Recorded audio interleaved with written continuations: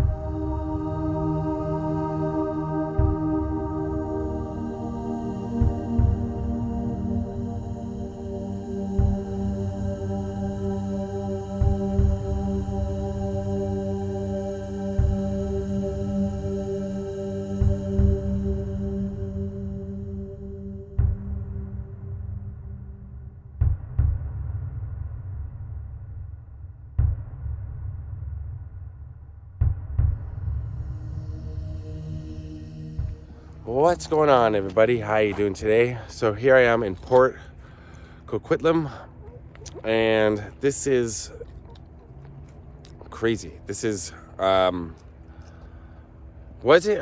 hadn't planned on doing this video before I came out here, and then I thought about it about a year ago, and now I'm here. I can't believe I'm here. Wow. This is the site of the Pickton farm. Robert Pickton, Canada's most notorious serial killer, one of the world's most notorious serial killers, I would say. And I'm here joined by Jesse, my friend, who knows a lot about the case, grew up in the area, and you were here. You weren't here when, I'm not saying you're here on the property, but you were living in the town when this all happened. It wasn't that long ago. It was in the 2000s when he was arrested, 2002.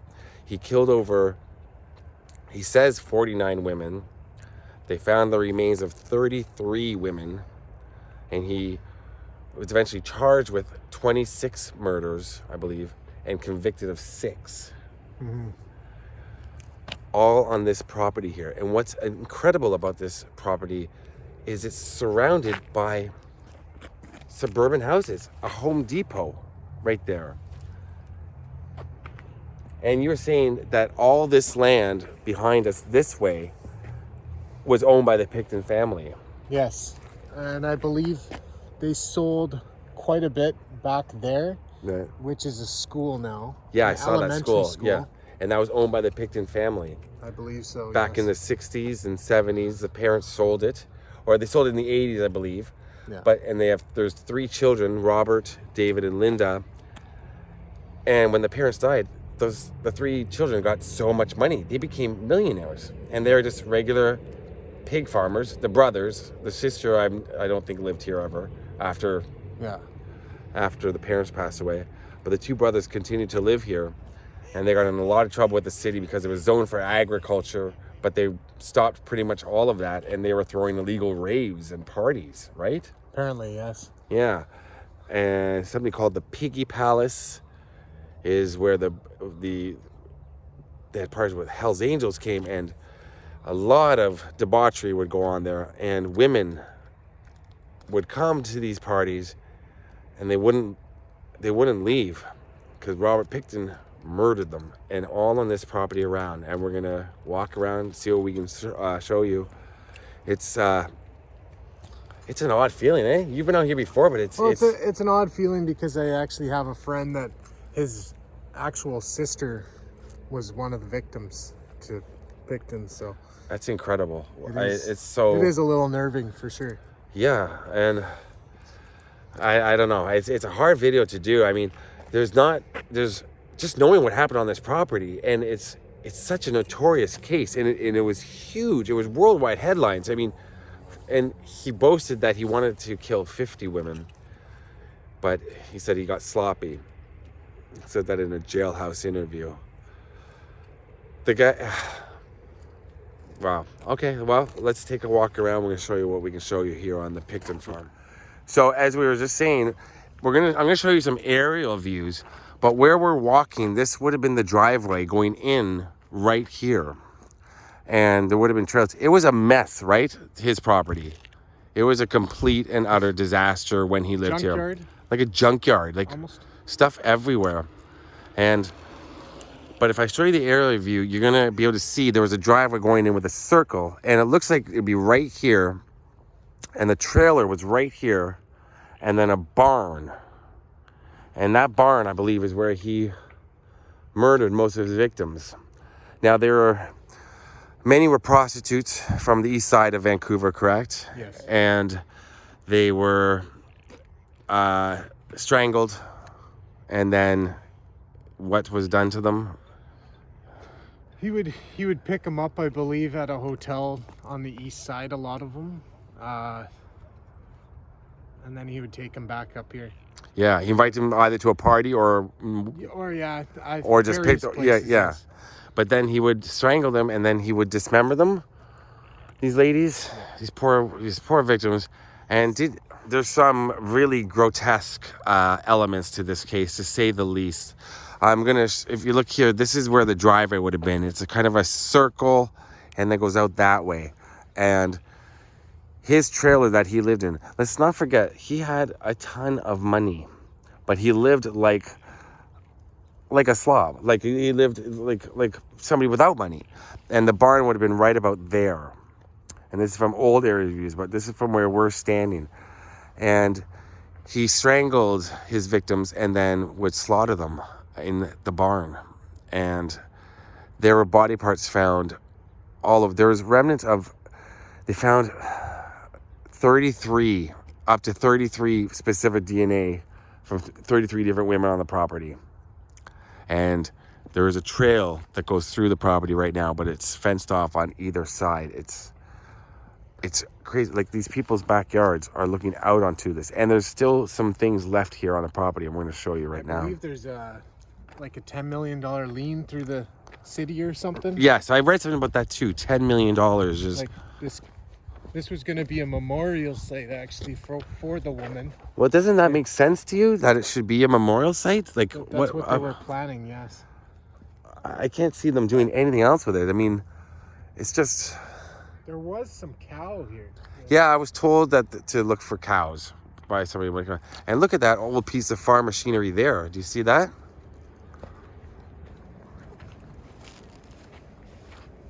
It's definitely left.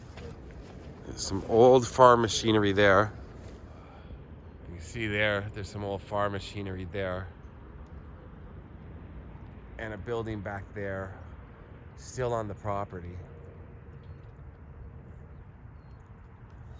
But it's more what's on this side that is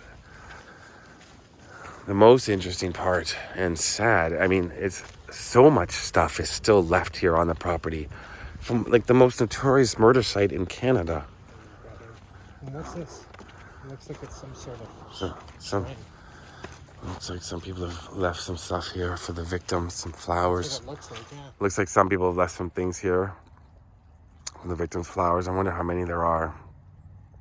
1, 2, 3, 4, 5, 6, 7, 8, 9, 10.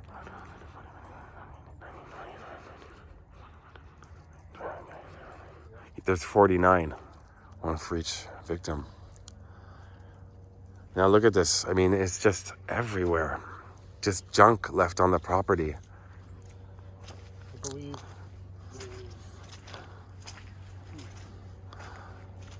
And it looks like people have torn down the fence here, but this is an old piece of machinery, some sort of sifter.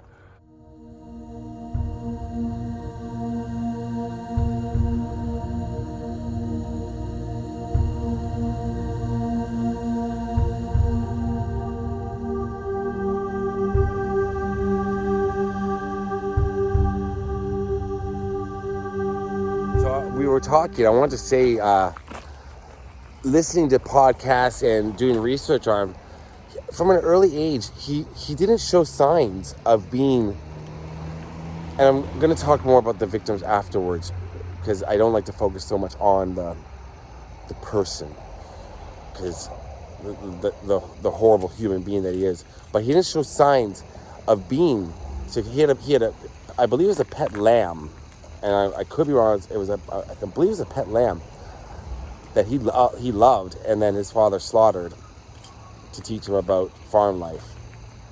And another thing that's crazy is the mother. When David was driving home one night, when the family all lived here on the farm, the brother, you and I were talking about this story earlier, the brother hit a 14-year-old boy on a bike, didn't stop, came home, told his mother. His mother went out to find the boy, didn't help him. She rolled his body into a creek nearby. Huge, massive search for this boy. After a few days, they finally found him, and cause of death was drowning. But he had massive fractures, lacerations, but a fracture of the skull. So word got out, because I believe David had a big mouth about what he did, and word got out in the neighborhood back then that about what the mother had done, and she was ostracized. But it shows that from an early age, he was not taught the value of human life. His parents sound absolutely horrible people.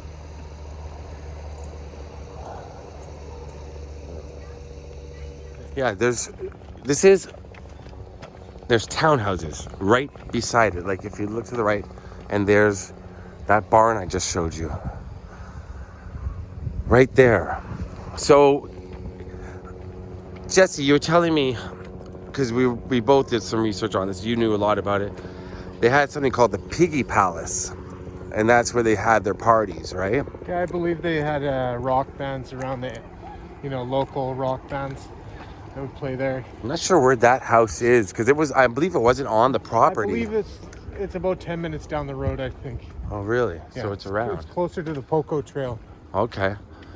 So they had the parties there, not necessarily on the farm. Yeah, not necessarily here.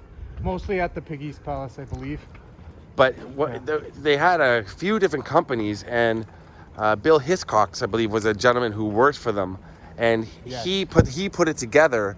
He said to the police, a lot of women that come to that farm are never seen again. And by that time, the police are investigating all these missing women from downtown Vancouver. Mm-hmm. So he kind of put it together for them and said, you got to check out this guy, Robert Pickton. Something's going on at his farm.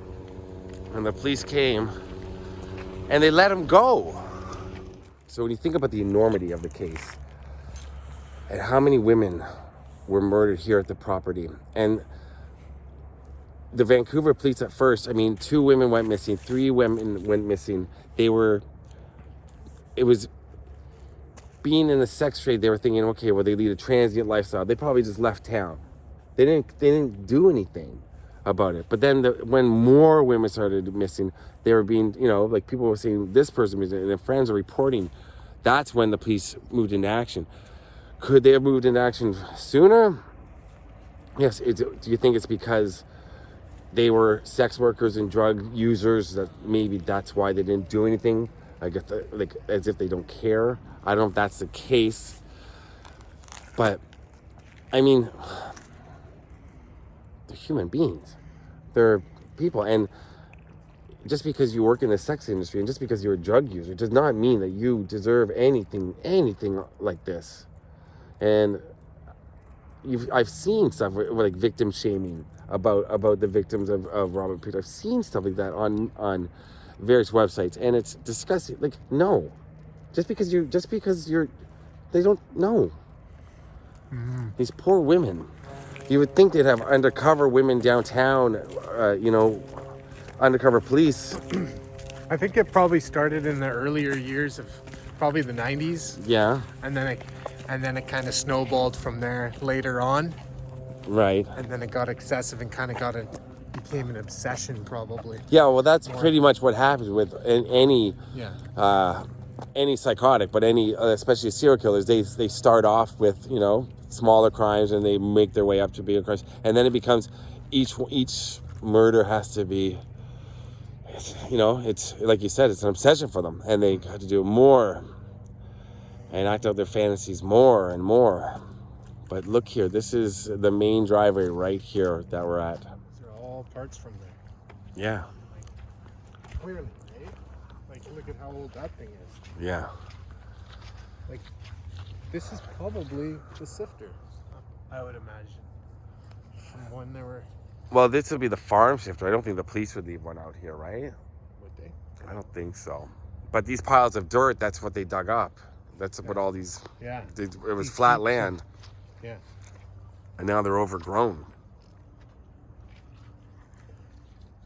You're saying that the city, maybe a park, maybe a memorial, but I don't know what you do with this land now. Like, who wants to buy it? Yeah. Right? No, you're not going to build on here. Like, they sold off, but like, what is most on me is like the fact, like I said, the Home Depot, the townhouses, all these suburban houses all around, and right in the middle is this horrific place.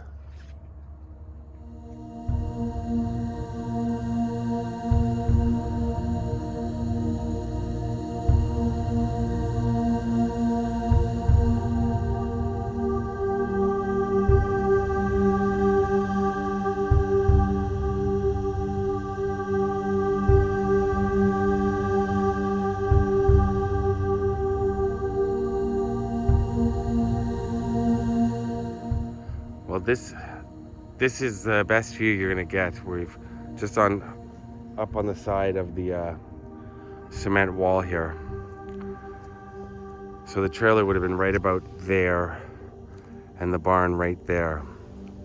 This is absolutely insane. I was gonna say incredible, but incredible implies something else. This is just so sad and scary and creepy and sad. Look at this old wheel and piping on the opposite side. We're just taking some pictures and video from up there. So it looks like people probably jump over and go onto the property, which I don't recommend, which we did not do. The strangest thing about this is it's a walkway for people. Yeah, like it's just a path. Yeah, in between the whole... Yeah, they've built this like bike path and walk path, and we've seen so many families walking through here. It's just bizarre, right?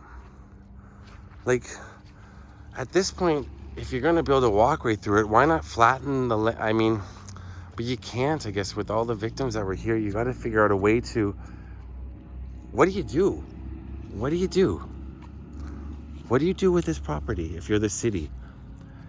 Now, does David Pickton still own the property? I believe he does. I believe him and Linda do. Like, give it away or sell it to the city, and then they gotta, I don't know, but you can't put a park. Because that's what the plan was. Yeah, but they got to dig all the way down deep, and it sounds macabre, but they have to, if they're gonna do something like that, because I don't think they found everybody. I don't think so. I mean, it looks like they did a pretty thorough job, but what do? You keep it fenced off maybe for the rest of time, right? I mean, this is a giant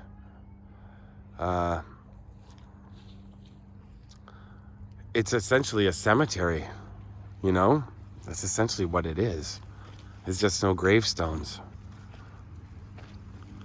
That's what this is.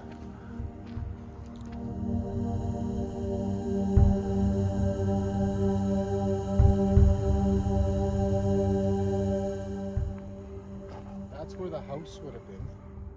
Right there. Which house?